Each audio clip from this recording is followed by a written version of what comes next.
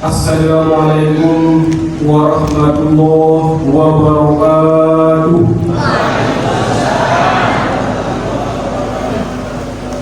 Alhamdulillah, alhamdulillah, alhamdulillah. Wa bihi nasta'inu ala umuri dunya waddin.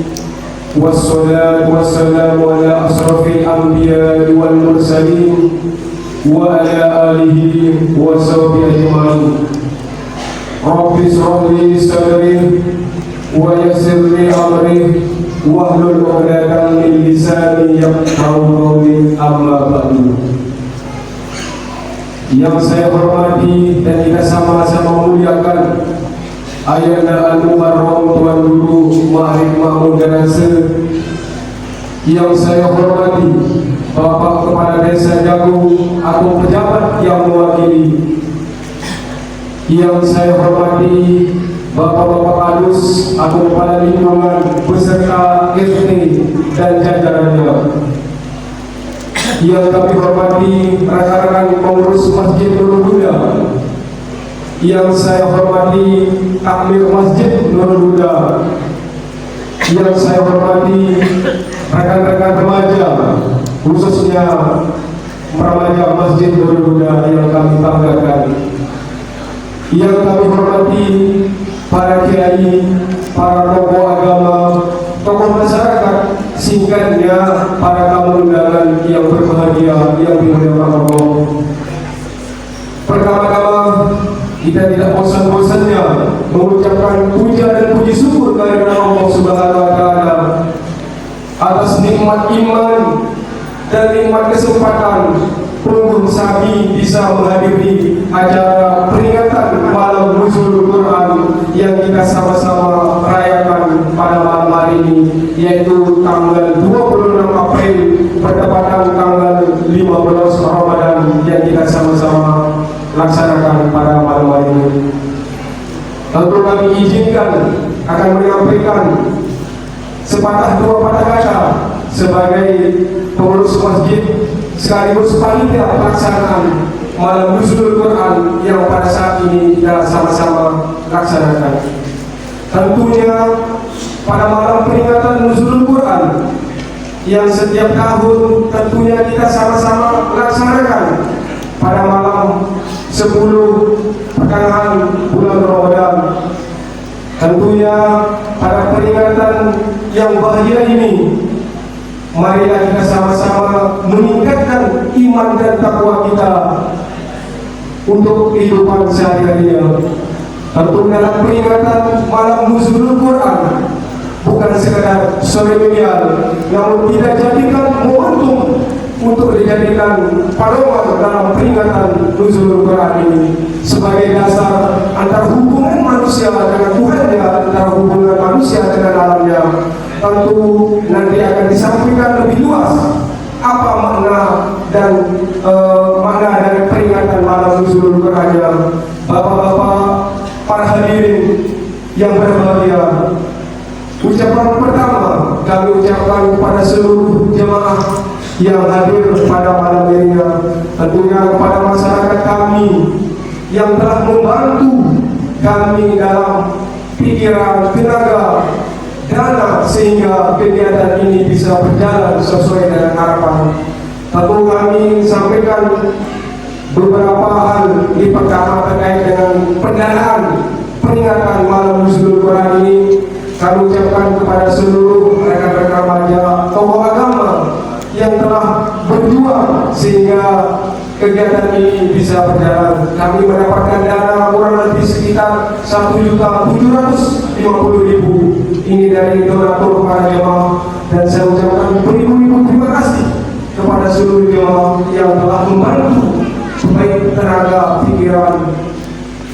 Dan terakhir, tidak akan lama kami berdiri, yang terakhir kami ucapkan terima kasih kepada Ayahanda Mukarram yang telah sempat hadir. Mudah-mudahan beliau selalu diberikan kesehatan, umur yang panjang, dan bisa ketemu ke tahun-tahun berikutnya.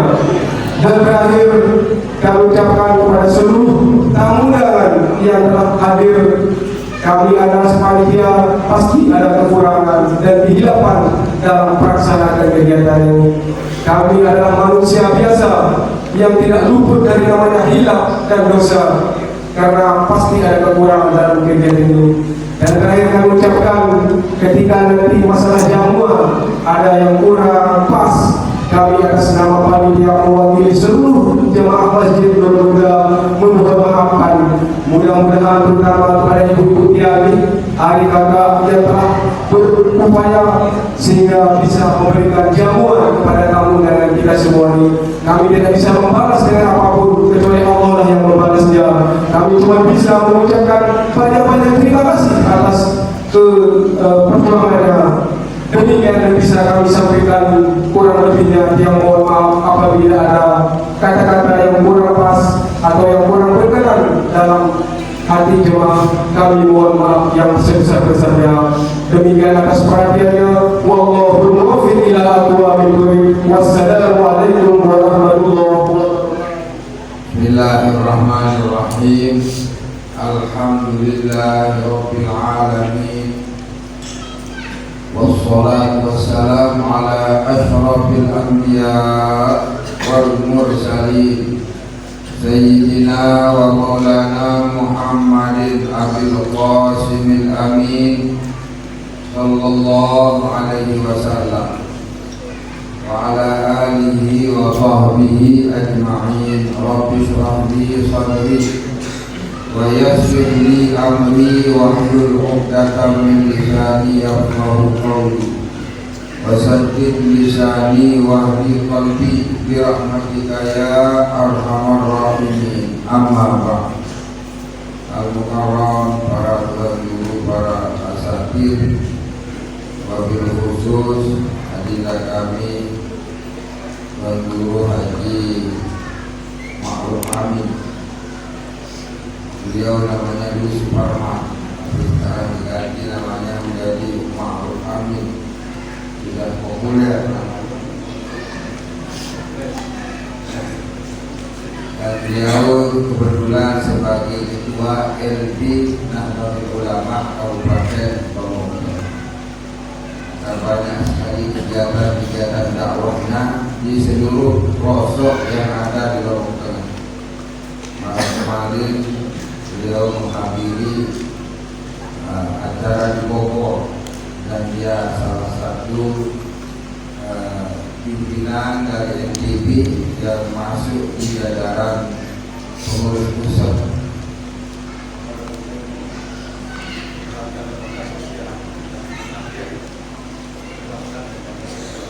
Gerakan lembaga sosial Ahmadiyah. Beliau salah satu di antara yang ikut di dalam kepengurusan di PB. Alhamdulillah walhamdulillah. Para hadirin, para penginjil, kepala desa atau yang wakili, ibu-ibu, adik-adik remaja, singkatnya hadirin hadirat rahimahumullah. Marilah kita memanjatkan puji dan syukur kepada Allah Subhanahu wa taala yang telah melimpahkan rahmat-Nya, karunia-Nya kepada kita semua, sehingga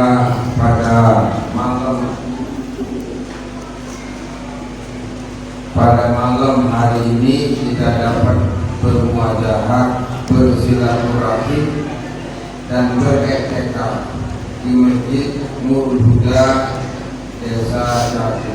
Mudah-mudahan amal ibadah kita dihitung oleh Allah SWT sebagai amal perbuatan saleh, dan mudah-mudahan kegiatan kita ini bertepatan dengan Lailatul Qadar. Amin. Para hadirin rahimahumullah, alhamdulillah wa syukurillah, kita dapat bermuajahat, bersilaturahim dengan acara yang sangat mulia, yaitu memperingati nuzulul Quran. Selawat dan salam lalu kita curahkan kepada baginda Nabi Sallallahu Alaihi Wasallam, karena dengan selawat Nabi segala kesulitan apapun namanya, kesulitan ataupun piutang ataupun apa dua sendiri ditulur itu banyak-banyaklah membaca selawat Nabi, insyaallah Allah Ta'ala akan memudahkan. Dan ini sering saya coba dan sering saya manfaatkan, dan alhamdulillah sangat terbukti. Sulit-sulit dilengkas, kalau dilengkas pakai selawat Nabi, Allahumma sholli ala sayyidina Muhammad wa ala ali sayyidina Muhammad. Para hadirin rahimahumullah, malam makin ini malam yang ke-15 dari puasa kita, yang mana puasa kita kemarin dimulai pada hari Selasa dengan dasar ru'yatul hilal. Jadi dengan dasar ru'yatul hilal, ada yang melihat hilal di beberapa tempat, beberapa titik di Nusantara ini, sehingga dengan dasar itu kita berpuasa. Tapi saudara-saudara kita yang Muhammadiyah, dia berpuasa berdasarkan hisab. Biarkanlah urusan mereka. Yang penting yang turun berdasarkan isbat Ramadan dengan adanya yang melihat bulan, berdasarkan sunnah Nabi, sumu liru'yatihi wa afkiru liru'yatihi. Berpuasalah kamu kalau ada orang yang melihat bulan, dan selesaikanlah puasamu kalau ada yang melihat bulan pada malam 30. Fa'in kumma alaikum, kalau terjadi mendung, fa'akmilul iddah, maka sempurnakanlah Sya'ban 30 hari atau Ramadan 30 hari. Itulah dasar kita memulaikan puasa kita berdasarkan isbat ru'yah yang ada di Nusantara. Nah, kemudian sekarang kita akan merayakan nuzulul Quran. Allah Subhanahu wa Ta'ala menurunkan Al-Quran ini memilih waktu, dipilih malam yang sangat mulia, yaitu malam tanggal 17. Kemudian di tempat yang sangat mulia, diturunkan di Mekah Al-Mukarramah. Kemudian untuk umat yang sangat mulia, untuk umat Islam. Maka alhamdulillah segala-galanya mulia Al-Quran. Al-Quran ini diturunkan 2 kali. Pertama diturunkan oleh Allah daf'atan wahidah, sekaligus dari Lauhul Mahfuz ke Sama'id Dunya. Ini sekali papan turunan Allah kali. Ini bertepatan dengan 17 Ramadan.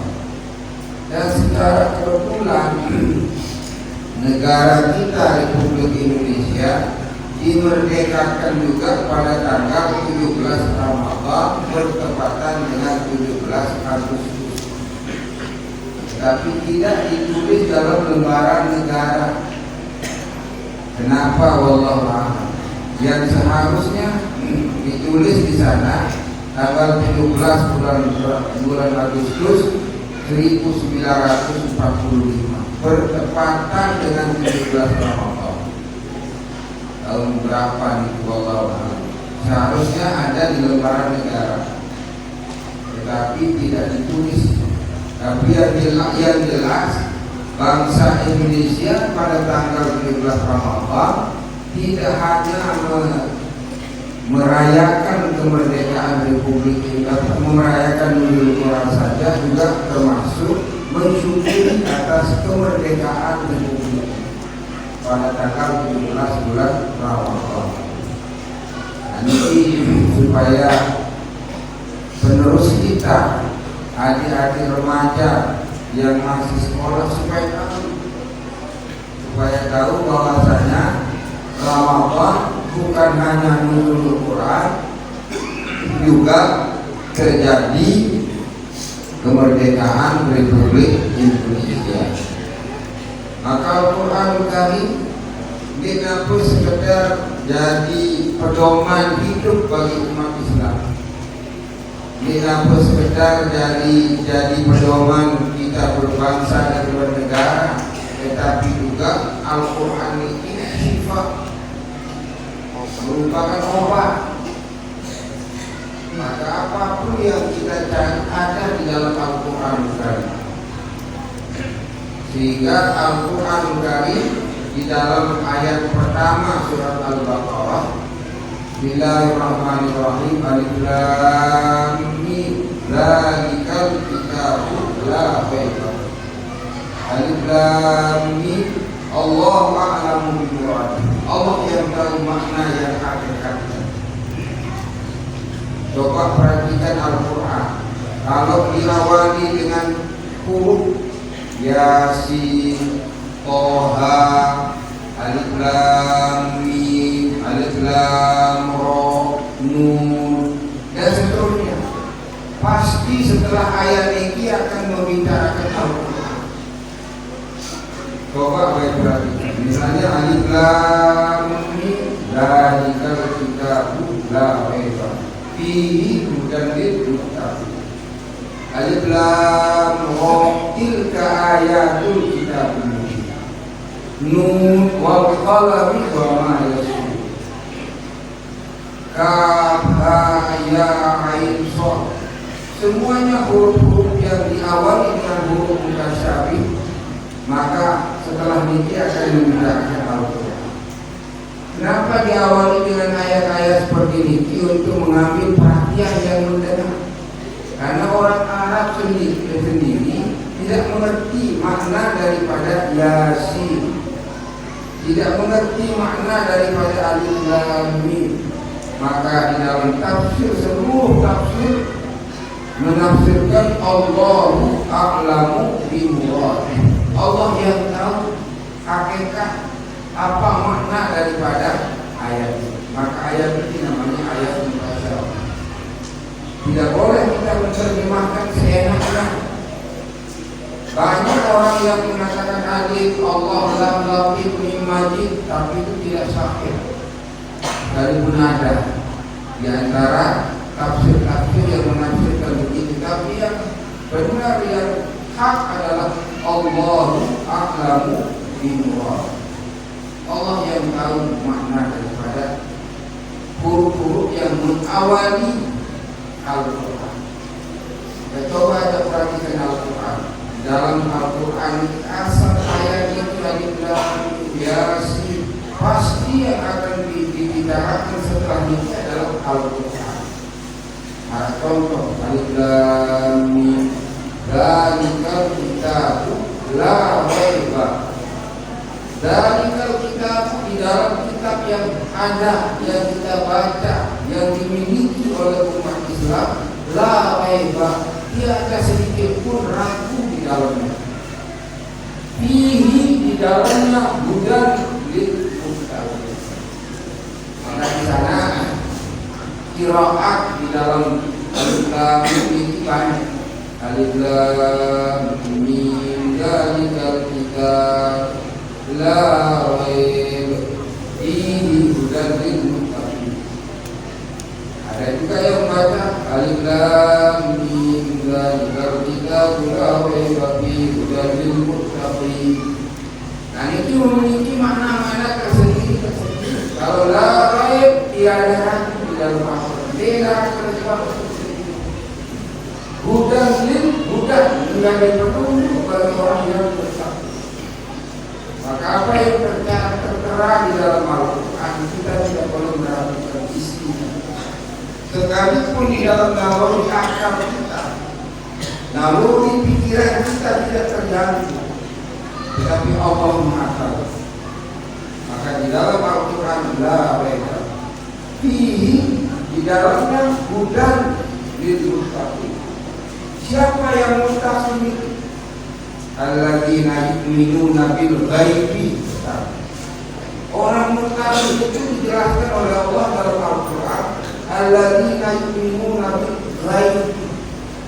Harus yakin kita adanya barang gaib. Di dalam tafsir disebutkan bima ghaba'an minal jannati wan nar, seperti adanya surga, adanya neraka, adanya yaumul ba'ts, hari kebangkitan, adanya as-sirat, adanya qisṭasil mustaqim, adanya mizan. Dalam Sahih Bukhari disebut watabaul mawazin al-qisṭah yaumil qiyamah. Akan ditempatkan oleh Allah mawazin timbangan-timbangan untuk menimbang amal ibadah manusia. Maka Al-Quran ini Allah menurunkannya hudan lil muttaqin. Siapa muttaqin itu? Alladzina yu'minuna bil ghaib. Harus kita yakin adanya barang gaib. Barang gaib bima ghaba anhu kal-jannati wan nar. Bagaimana surga, adanya neraka, adanya yaumul ba'ats, adanya hari kebangkitan, adanya yaumul hisab, adanya padang mahsyar, adanya haud. Banyak sekali barang gaib yang harus kita yakini dan kita imani. Orang-orang yang meyakini, nah inilah namanya orang yang muttaqin. Alladzina yu'minuna bil ghaibi, tidak hanya beriman kepada barang gaib, wa yuqimuna shalah, mendirikan sembahyang, bukan hanya mengerjakan sembahyang, lain mengerjakan sembahyang dengan wa yuqimuna shalah. Maka di dalam rukun Islam ini pertama mengucap doa lima syahadat, mendirikan sembahyang, bukan mengerjakan sembahyang. Apa bedanya mengerjakan sembahyang dengan mendirikan sembahyang? Kalau mengerjakan sembahyang kawin selesai. Tetapi kalau mendirikan sembahyang harus tepat waktu. Kemudian tuntunan sembahyang harus kita penuhi. Kemudian di samping itu juga dibarengi dengan kekhusyuan. Dan sholat berjamaah kalau bisa di masjid. Kalau bisa di masjid. Kalau itu tetangga masjid. La sholat di jalan masjid illa di masjid. Dan sempurna sembahyang 24 bagi orang yang tetangga masjid kecuali di masjid. Misalkan kita dulu delok nih, bubuk saja delok, bubuk saja ini. Dan sempurna sembahyang. Asalnya sah itu dia sempurna. Dia boleh kalau kau paham kecuali harus sembahyang di masjid. La sholata li jaril masjid illa bil masjid. Risiko ini barang balik berdekatan dengan masjid.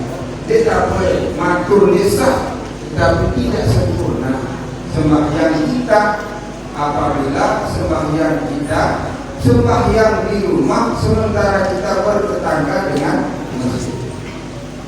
Ini kalau sama-sama. Kalau mau sembahyang kita sempurna bagi yang bertetangga dengan masjid, maka sembahyanglah di masjid. Nah, disinilah dalam awal surat Baqarah, alladzina yu'minuna bil ghaibi wa yuqimuna shalah. Mendirikan sembahyang bukan hanya mengerjakan sembahyang, tapi mendirikan. Apa bedanya mengerjakan dengan mendirikan? Kalau mendirikan pasti mengerjakan, tetapi ada lebihnya. Di antaranya dengan rukun dan syaratnya dipenuhi, kemudian tuntunan sembahyang dipenuhi, kemudian tepat waktu dan berjamaah. Alladzina yu'minuna bil ghaibi wa yuqimuna sholata wa yu'tuna zakat. Dan mendirikan zakat, mengerjakan melunasi zakat. Zakat ini ada namanya zakatul mal, ada namanya zakatul fitrah yang sedang kita di hadapan kita, namanya zakat fitrah atau zakatul mal atau zakatul abdan atau zakat Ramadan. Ada juga namanya zakat yang terdiri dari emas dan perak. Maka di dalam bab zakat ini khusus masalah bab zakat ini satu bab khusus di dalam fikih kitab zakat. Di sana lengkap rukun syaratnya kapan, ada Tetapi kita tidak akan membahas terlalu jauh masalah ini. Cukup apa yang dihadapkan kita. Di antara yang menjadi kewajiban kita sekarang ini adalah zakatul fitri. Zakat fitrah. Zakat fitrah ini lamun baru dendek turun pendapat satu kanggo isi kepek. Kalau bisa jangan ikuti pendapat yang membolehkan mengeluarkan zakat dengan uang kalau bisa. Tetapi kalau ada yang mengeluarkan zakat menghargakan beras itu dengan uang, tidak wajib diingkari. Karena itu masalah khilaf ya. Masalah khilaf. Tidak lama beberapa hari oleh Nahdlatul Ulama dalam bahsul masail di PBNU dia membolehkan zakat fitrah dengan uang. Tetapi anjuran daripada PBNU kalau bisa jangan pakai uang. Beras kawin lagulah syukuran dan tebing kepe beras. Karena zakat ini ada unsur ta'abbud, perintah Allah. Nah, seberapa zakat ini yang harus kita keluarkan? Takaran Imam Nawawi rahimahullah taala 2,7 ons. 2 gram 7 ons. Kurang sedikit begitu. Menurut ukuran tiang pelunggung ikan tepung ukuran benar pokok. Nah, terus bilu apa ukuran kiloan ini tepung. Sekian ini 2 isi. Nah ini tepung ini tidak usah muncul. Nah itulah kalau dulu pakai cening cat cetu ada belau cetu dia satu alawa belau cetu cat. Jadi ukurannya yang paling pas yang tidak ada khilafnya 2 kilogram, 7 ons. Lebih sedikit dan ukuran secara nasional 2,5 kilogram. Dia ukuran bagus formal. Jadi kalau itu kalau itu 2 kilo setengah. Beliau orang tepat. Tapi kalau Imam Nawawi mengukurnya 2,7 ons. Tapi ada juga yang mengukur 2,5 kilo per orang. Di dalam nasnya para Rasulullah SAW zakat al-fitri tu'matan lil masakin wa tuhratan lis-sha'imin minal lagwi wal rafathi. Faman addaha qabla shalah fa hiya zakatul maqbulah. Wa man addaha ba'daha fa hiya shadaqatun ila shadaqah. Allah mewajib Rasulullah SAW dalam nasnya para Rasulullah berarti para Allah. Apa yang diwajibkan oleh Rasulullah tentu dasar perintah Allah. Karena Rasulullah wa ma yantiqu 'anil hawa in huwa illa wahyun yuha. Maka yang mewajibkan zakat fitrah adalah dari nasnya Rasulullah SAW. Pada tahun kedua Hijriah, pada penghujung bulan Ramadhan, di sanalah Allah menurunkan perintah kepada Rasulullah SAW untuk melaksanakan zakat fitrah. Secara kebetulan, secara institusi, saya di Lombok Tengah sebagai ketuanya, Ketua Badan Amin Zakat Nasional Kabupaten Lombok Tengah. Maka semua marajik zakat yang ada di Lombok Tengah kembali kepada dia. Maka dia himbau di Lombok kami di desa Jangan kita ikut-ikutan pendapat yang membolehkan pakai beras, pakai apa, pakai beras, pakailah beras.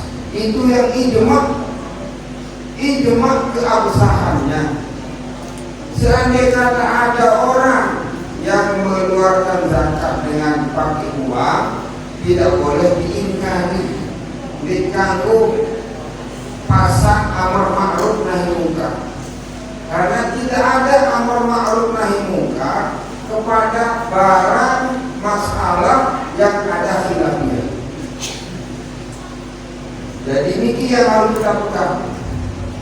Dalam kaidah amar ma'ruf nahi munkar, wala yajuzul inkar, tidak boleh kita melaksanakan amar ma'ruf nahi munkar selama masalah itu terjadi khilafiyah. Seperti yang contohkan, khilafiyah masalah jumlah kilonya, ada yang berpegang teguh kepada 2,5, ada yang berpegang teguh kepada pahamnya Imam Nawawi 2,7 ons. Nah, kurang lebih ada yang terpakai terbong semucuk nih, baru pas 2,7. Namun 2,5 beres.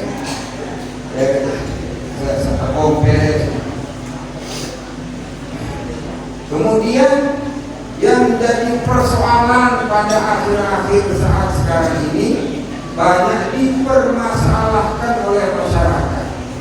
Bolehkah kita mengeluarkan zakat di masjid?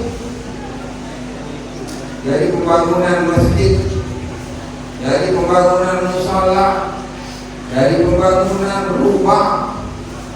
Namun tak petele ibarat peti, ibarat peti lama seperti Palu Mu'in, I'anatul Talibin, Bujairimi, kemudian dalam Tuhfah dan sebagainya, jelas wala yajuzu sarfuha li masajid al-rumah al-madaris. Tidak boleh kita menyalurkan zakat itu fitrah maupun zakatul mal kepada madaris, madrasah, wal masajid dan masjid. Niki kitab-kitab klasik, kitab-kitab klasik. Kita tidak bisa mengingkari, memungkiri adanya ibarat. Tetapi karena era setelah Imam Nawawi, setelah Imam Ibnu Katsir, pada era tahun 800-an sampai 900-an, ada perubahan-perubahan ijtihad para ulama, sehingga banyak di antara ulama-ulama kita yang memperboleh menyalurkan zakat kepada masjid atau madrasah atau rumah. Tetapi alangkah baiknya cara kita, misal makin masjid Nurul Huda Desa Jatuh, secara kebetulan panitianya sedang membangun dan ada utangnya, utang masjid ini, maka belum kami silakan salurkan fitrah ke masjid, salurkan fitrah ke madrasah, salurkan fitrah ke rumah. Untuk apa? Garini, karena mereka sesungguhnya berhutang untuk keselamatan.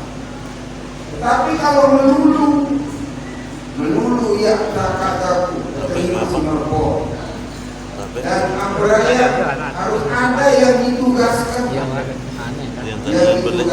seharusnya yang mengangkat sebagai amil zakat dimanapun itu lembaga-lembaga resmi yang dilindungi oleh hukum, seperti lembaga yang saya pimpin. Maka dia bentuk lazisnu, saya bentuklah lembaga amil zakat di masing-masing desa, termasuk desa Dapur. Kita buat lembaga amil zakat di seluruh desa di Kabupaten Lombok Tengah.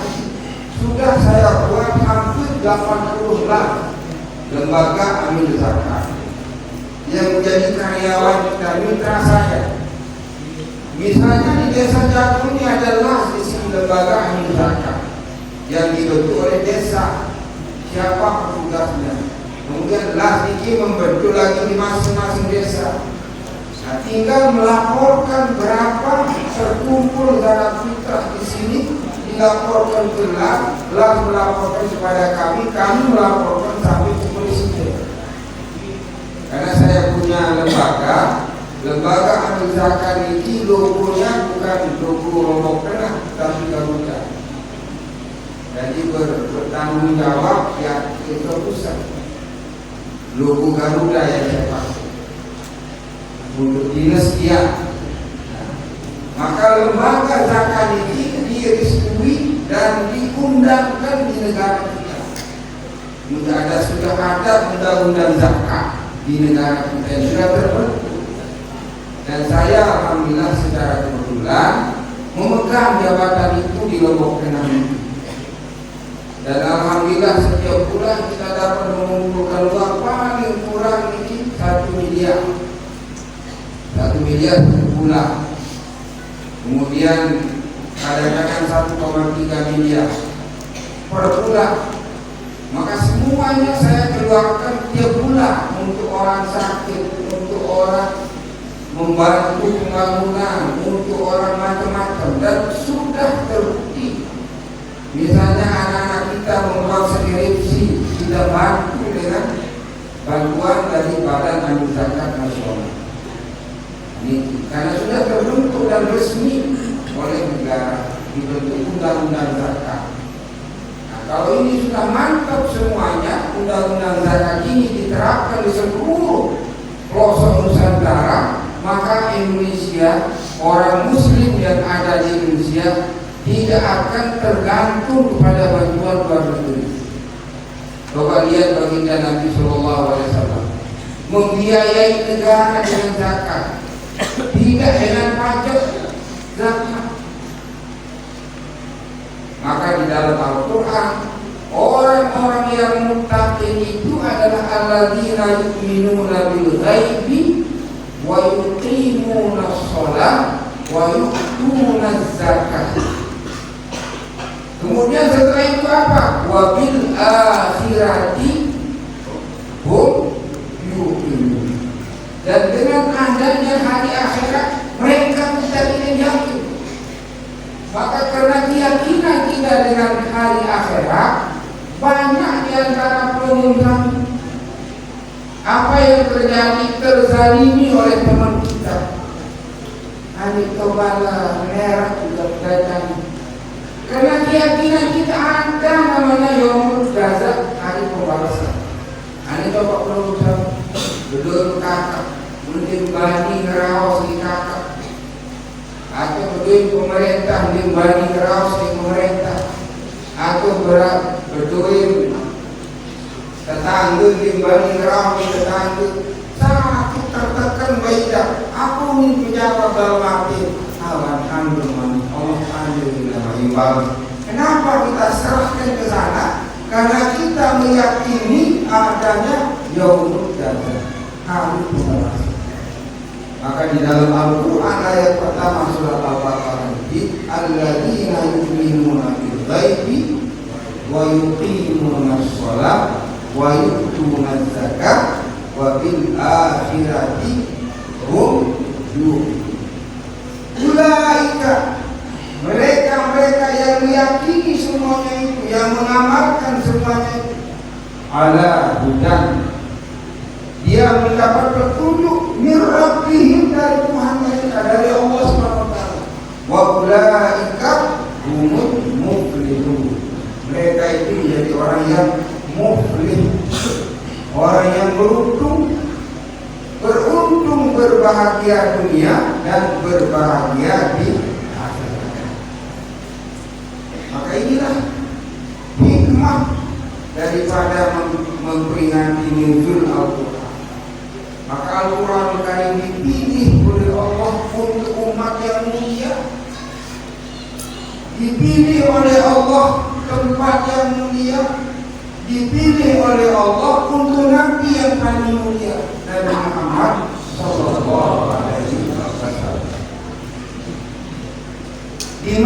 Al-Quran pertama kali setelah diturunkan dari Lauhul Mahfuz, Allah menurunkan Al-Quran ini munajjaman, berangsur-angsur sesuai marah kebutuhan. Pertama kali diturunkan oleh Allah Al-Quran ini di Ghar Hira, kurang lebih 5 kilo dari Masjidil Haram, namanya Ghar Hira, Gua Hira. Nah, Gua Hira ini Ampuraya lain dekat baca masih turun lain ke Mekah. Arab Batu Kancing jadi Jakarta, jadi Medan, dan jadi Padang. Lalu mati di Gua Hira, coba lalu mati itu Padang. Ngopak lalu mati kaji ten. Lagu Masya Allah, Tabarakallah, kendui fote, boleh enak, kemalam. Ya Allah, diberi tuh fote. Arang mesti baca, melihat doa, lalu koyak luar. Memang di sana cukup luar biasa. Tempat ini sepi dan kelihatan ruang Mekah semuanya di Ghar Hira. Tahun 78, 79 itu terkait. Tahun 76, 77, 78, 79 sampai tahun 80 itu terkait. Tetap terkait jauh jamaah, kira jamaah lalu di Ghar Hira, di mana tempat turun ayat Allah. Nah, berhadapan dengan Gua Hira ini ada gunung di sebelah, makin ke di jalan raya arah Bab Jibril, Jabal Jibril. Dari sanalah Jibril kelihatan di tempat itu, datang mendatangi Rasulullah SAW ketika membawa wahyu yang pertama. Membawa wahyu yang pertama menandakan kenabian daripada baginda Rasulullah SAW. Maka pada saat itu baginda Nabi menerima wahyu yang pertama kali, belum pernah melihat namanya malaikat Jibril tiba-tiba datang menghampirinya antara langit dan bumi. Kemudian baginda Nabi gementar baginda Nabi karena belum pernah melihat makhluk seperti ini. Tiba-tiba dengan lantang mengatakan, "Ya Muhammad, iqra." Langsung Nabi menjawab dengan ketakutan, "Ma ana biqari." Aku tidak bisa membaca. Aku ini orang buta huruf. Kemudian lagi malaikat Jibril, "Ya Muhammad, iqra." Ma ana biqari, aku tidak bisa membaca. Qala iqra, ma ana biqari. Kemudian malaikat Jibril mengatakan, "Tuntun, ikutilah bacaanku." Baru malaikat Jibril membacakan, "Iqra bismi rabbikal ladzi khalaq, khalaqal insana min 'alaq, iqra wa rabbukal akram, alladzi 'allama bil qalam, 'allamal insana ma lam ya'lam." Tiga ayat yang pertama kali turun di Mekah, tepatnya di Gua Hira, di mana baginda Nabi sebelumnya selalu mengasingkan diri, kemudian tersemedi, kemudian datang malaikat Jibril, dan di sana nyata bahwasanya Nabi Muhammad tidak bisa membaca. Nabi kita adalah seorang Nabi yang buta huruf. Tetapi jangan diikuti Nabi buta huruf dalam cerita menulis sekolah baik dan ada buta huruf macam jangan. Kalau Nabi buta huruf mukjizat. Kalau kita buta huruf dari kelemahan. Dia bau dari kampus, dari Bekasi main bau dalam buta huruf. Dia bau dari Bekasi semakin dalam buta huruf. Tetapi Nabi buta huruf adalah mukjizat.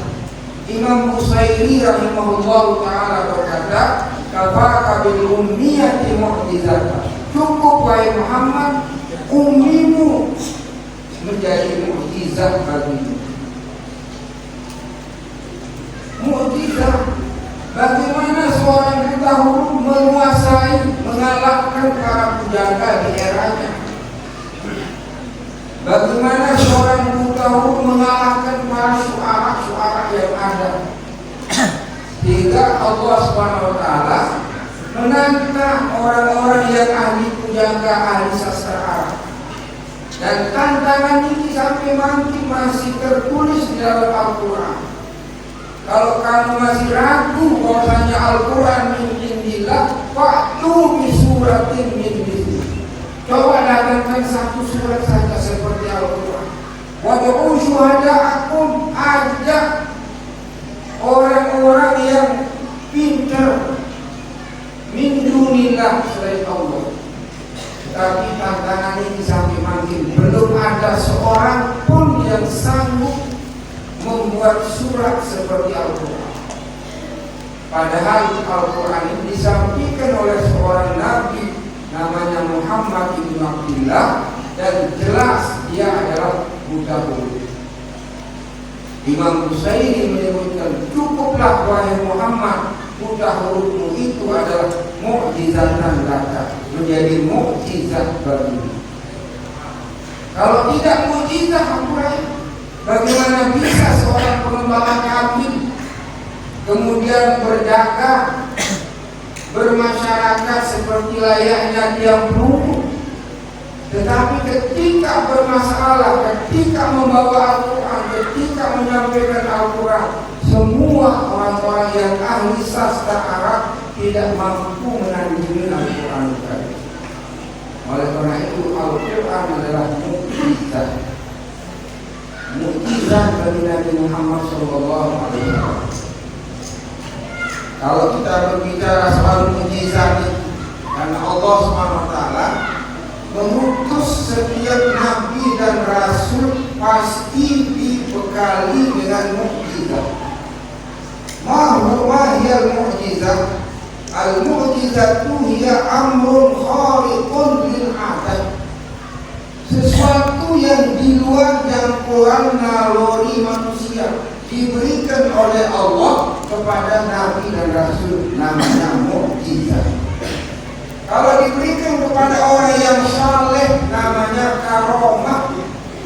Seperti yang diberikan oleh Allah kepada Datuk Lopan, diberikan oleh Allah kepada Wali Songo, diberikan oleh Allah kepada Kiai Haji As'ad Samsul Arifin Situbondo, diberikan oleh Allah kepada Kiai Haji Khalid Bangkalani, dan banyak ulama-ulama Mekah yang saya ketemukan seperti Sayyid Amin Qutbi rahimahullah ta'ala. Allah memberikan kepadanya karomah.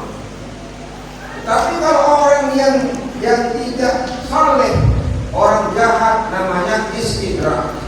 Seperti Allah memberikan kepada orang sela. Bukan orang sela, tak tahu koper nih. Tahu koper? Ada tahu koper kan? Ada tahu koper? Darah. Ini tahu kan? Itu tulis koper. Daun kayu dengan selak wah tahu koper ini tahu tulis tahu. Baca baik Ashabul Kahfi. Sekali nak baca, tak baca betul. Ini Ashabul Kahfi. Bacaan ketiga Ashabul Kahfi namanya Yamliqa, Mabsalina, Maslina, Marnus, Dabarnus, Syadanus, Kafasyadius, Wakal Buhur Ibni. Awak betul dan kau berkulit lah. Kerana kita kembali dengan kami bos-bos bacaan itu minta ulik kali. Jadi situ sampai kali dia masuk kembali. Sekali kau baca, kemudian kedua kali tu balik dan pegang-pegang nanda-nanda.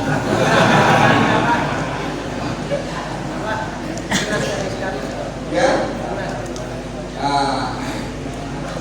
yang melihat Makhalina, Mahlina, Marnus, Jabarnus, Syazanus, Kapastabius. Kemudian anjingnya namanya Tikmin. Nah, ini diabadikan oleh Allah dalam surat Kahfi. Kalau ingin rincian nama-namanya ini ada di tafsir Jalalah, ada Sawi, ada di tafsir Fakhrul Razi, di Asma Ashabul Kahfi. Banyak hilaf, tapi yang saya terima dari guru saya yang tadi. Nah, ini kembali untuk jawab. Maka Allah SWT mempersenjatai setiap nabi dan rasul ini dengan mukjizat. Misalnya di era Nabi Nuh alaihissalam, di era Nabi Musa alaihissalam, era Nabi Musa alaihissalam yang hebat waktu itu, yang paling jaya waktu itu ahli sihir. Maka Allah memberikan tongkat kepada Nabi Musa untuk mengalahkan sihir-sihir. Maka tongkatnya Nabi Musa alaihissalam ketika melawan berhadapan dengan sihir, maka Allah memanikan Nabi Musa, melempar tongkatnya. Tongkatnya menjadi naga, menghabiskan semua ahli sihir. Nah, ketika berhadapan dengan Fir'aun laknatullah alaihi, maka Nabi di depannya laut segaris, di belakangnya tentara. Maka Allah memberikan fadrib bi asaqal bahar. Wahai Musa, tongkat maka jadilah dalam tongkat. Umatnya tidak ada air, fadrib bi asaqal hajar. Baik tongkat di Musa, apa siapa? Batu dia, maka pambadarat min husnata asyarat air. Ini Allah mempersenjatai seorang Nabi Musa untuk mengalahkan lawan-lawan. Maka Nabi Allah Musa di eranya Nabi Allah Ibrahim alaihissalam. Nah, di sana Nabi Allah Ibrahim tidak kena api, dibakar oleh Raja Namrud. Qulna ya nar kuni bardan wa salaman ala Ibrahim. Di eranya Nabi Allah Isa alaihissalam, yang mana Nabi Allah Isa memiliki kekuatan umatnya menyembuhkan penyakit, menyembuhkan macam-macam penyakit. Orang makin corona ini di zaman Nabi Allah Isa ini, nah corona itu tertiup doang, Nabi Allah Musa selesai urusan corona di daerahnya Nabi Allah Isa. Allah memberikan mukjizat kepada Nabi Allah Isa, tidak hanya mengobati orang sakit, bahkan menghidupkan orang yang sudah mati biiznillah. Siapa dukun pada waktu itu tidak ada yang mampu menghidupkan orang mati kecuali Nabi Allah Isa alaihissalam biiznillah, dengan izin Allah. Jarak 571 tahun lahirlah seorang nabi namanya Muhammad ibn Abdillah, dipersenjatai oleh Allah dengan berbagai macam mukjizat. Di antara mukjizat yang paling nyata adalah Al-Quran. Al-Quran sampai sekarang Al-Quran ini tidak ada yang bisa menandingi. Tantangannya terbuka. Faktu bi suratin min misli wad'u syuhada'akum min dunillah in kuntum shadiqin. Dan di eranya Nabi Muhammad SAW, ilmu teknologi yang luar biasa, bisa video call dari sini ke Mekah, tapi belum bisa mengalahkan mukjizatnya Nabi Muhammad SAW, yang mana Nabi dan sampai ke Sidratul Muntaha, sampai ke Arsy, sampai ke Mustawa. Sementara umatnya teknologi yang luar biasa, sampai naik ke angkasa luar. Orang Islam yang pertama kali naik ke angkasa luar itu adalah Pangeran Sultan bin Salman. Dialah yang pertama kali orang Islam membaca Yasin di luar angkasa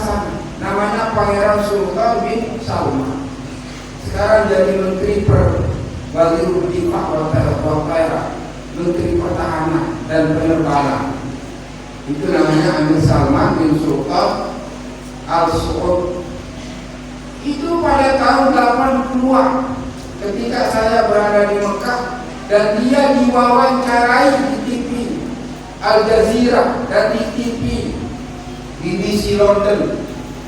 Diwawancarai bagaimana proses seorang muslim bisa menjadi astronot. Itu persiapan saja untuk bisa diterima, bisa layak, itu persiapannya 3 tahun. Sementara baginda Nabi SAW Isra dan Mi'raj tidak 3 tahun, beberapa menit saja. Luar biasa. Maka Allah SWT mengutus per nabi itu dibarengi dengan mukjizat. Mukjizat yang sampai sekarang kita rasakan adalah mukjizatnya baginda Nabi SAW. Di eranya Nabi, ahli teknologi, ahli syair, ahli sastra, profesor, berapa doktor yang sampai sekarang ini. Tapi tantangan itu belum ada yang sanggup untuk melawannya. Ada sekalimat dalam Al-Quran, "Faktu di suratin ini. Wad'u syuhada'akum", undang orang-orang kamu yang pintar-pintar Indunillah selain Allah. In kuntum shodiqin, kalau kamu betul-betul benar. Tapi tidak pernah ada sampai sekarang. Maka Al-Quran Karim mu'jizatul kubra, mukjizat yang paling besar bagi Nabi Muhammad SAW. Di samping itu juga ilmu teknologi yang dikuasai oleh umat manusia sekarang, umatnya Nabi Muhammad SAW, tapi belum bisa mengatasi pengalaman yang telah dialami oleh baginda Nabi SAW dalam peristiwa Isra dan Mi'raj. Benar, Isra Mi'raj itu adalah yaqzatan, dalam keadaan jagat, bukan mimpi, yaqzatan, dan tidak berbulan-bulan berlatih, dan tidak bertahun-tahun dia mempersiapkan, beberapa menit. Karena dalam Al-Quran, Subhanalladzi asra bi 'abdihi lailan, nakirah, lailan asra, nakirah tubidu qillah minal masjidil haram ila masjidil aqsa. Nah, kalau kita mengkaji dan menggali Al-Quran, tidak akan bisa selesai. Seandainya kata kita menghabiskan umur kita untuk membahas Alif Lam Mim. Karena semakin kita gali, kita semakin bodoh. Karena apa? Al-Quran itu lautan tanpa ada tepinya. Allahumma sholli ala sayyidina Muhammad wa ala ali sayyidina Muhammad. Mudah-mudahan jamaah sekalian, kami sedang berpuasa bagi literasi para guru, dan tidak ada yang menjamin kita bahwa mulut Ramadan yang akan datang atau lebih Allah. Pira jamaah sawah barang lain nuzul kita nani wa inna lillahi wa inna ilaihi raji'un. Maka kita selalu mohon pada saat ijabah seperti sekarang ini, terutama Lailatul Qadar. Dan ingat bahasa Imam Ghazali rahimahullah, Tilu Selasa puasa makin insyaallah bahasa Imam Ghazali, Lailatul Qadar itu ada pada malam 27. Kalau kita berpuasa hari Selasa, malam hari Jumat, insyaallah Lailatul Qadar itu hari tanggal 27 bulan ikutin Lailatul Qadar. Jangan. Tapi aghlabiyah, kebiasaan yang sering terjadi kalau tanggal jatuh Selasa hari lepas puasa kita, biasanya Lailatul Qadar itu malam 27. Mudah-mudahan kita muwaffiq di Lailatul Qadar. Doa kita mustajab, doa kita diangkat oleh Allah Subhanahu wa taala. Amin, Allahumma amin. Kurang lebih jamaah sekalian, wallahu muwaffiq ila aqwamil thoriq. Wassalamualaikum warahmatullahi wabarakatuh.